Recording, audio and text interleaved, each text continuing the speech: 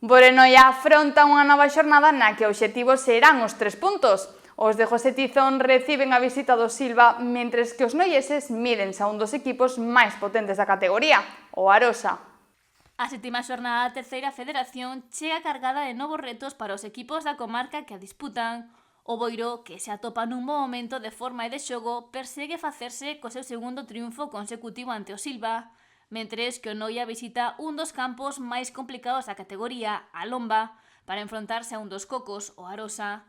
Os boirenses encadean 4 xornadas sumando e agardan seguir nesta liña ascendente esta fin de semana. O conxunto dirixido por José Tizón ven de colocarse noveno na clasificación, logo de impoñerse por 0-3 ao Céltiga nun gran encontro. Agora teñen unha nova ocasión de seguir facéndose con puntos para seguir ascendendo na táboa. Este domingo regresan ao seu feudo onde se medirán o Pechacancelas, o Silva.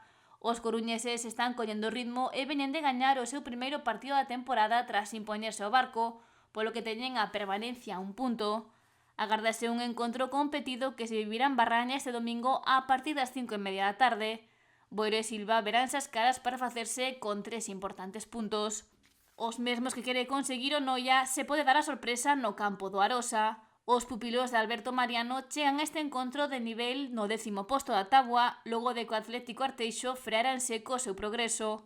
Os noieses non puderon sumar na pasada xornada por un gol do seu rival anotado no minuto 87, pero estiveron esta semana adestrando duramente enfocados no seu duelo co Arosa, un dos equipos favoritos da terceira federación. Os de Vilagarcía son agora mesmo segundos tras caer por 3-1 na súa visita ao Vilalbés. O Noia ten neste duelo un exemplo a seguir para anular as virtudes do seu rival e sacar algo positivo da Lomba. Escenario no que Arosa e o Noia mídense este domingo ás 6 da tarde.